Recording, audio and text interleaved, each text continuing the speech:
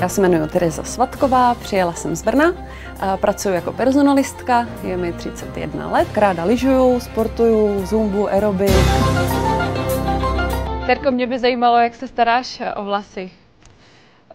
Tak nic speciálního, poslední dobou jsem se snažila teda i nějaký masky, což jsem dřív nedělala, ale jinak klasický šampon, kondicionér a jsem tam teda už i nějaká maska. Super, a nějak si upravuješ vlasy, třeba žehlíš nebo kulmuješ? Foukám přes kulatý kartáč, ale to je jediný, já jsem dost líná na úpravu, takže nejsem úplně nejpečlivější v úpravě vlasů, takže tak. Ty máš rovnější vlasy, takže spíš takhle to necháváš tak, jak máš svoje přirozené vlasy. Když jsem mívala krátký, tak samozřejmě jsem používala nějaký gely nebo pudr na vlasy, trošku rozcuklat, ale teď, když to mám dlouhý, tak moc neřeším. No. Je něco, co bys chtěla zkusit, co bys si přála? Vyloženě, co bych si přála, asi ne. Spíš co bych si nepřála, tak jsou nějaký hodně tmavý barvy, asi jako černou, nebo kvůli práci bych asi nemohla mít nějaký zelený nebo modrý vlasy. Třeba růžovou bych zvládla, ale modrý zelený ne. A už jsi zkusila tmavou, takže víš, že jako se v tom necítíš, nebo se ti to nelíbí. Dobře. Tereza má delší mikádo v měděném odstínu. Vlasů je hodně, ale jsou docela jemné.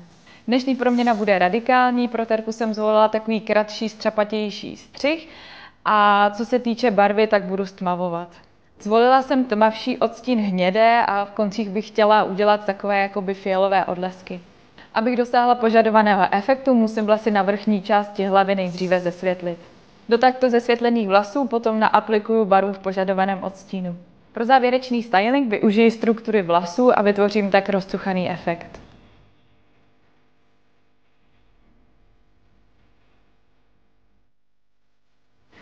Já jsem dřív hodně experimentovala s vlasy, měla jsem na hlavě už úplně všechno, rovný, kudrnatý, krátký, dlouhý, fialový, modrý.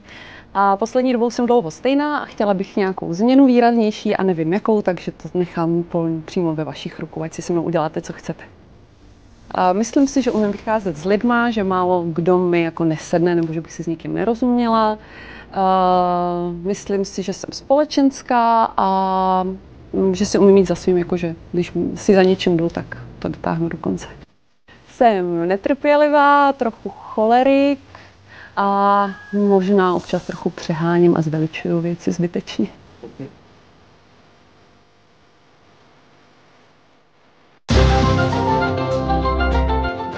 3, 2, 1, teď!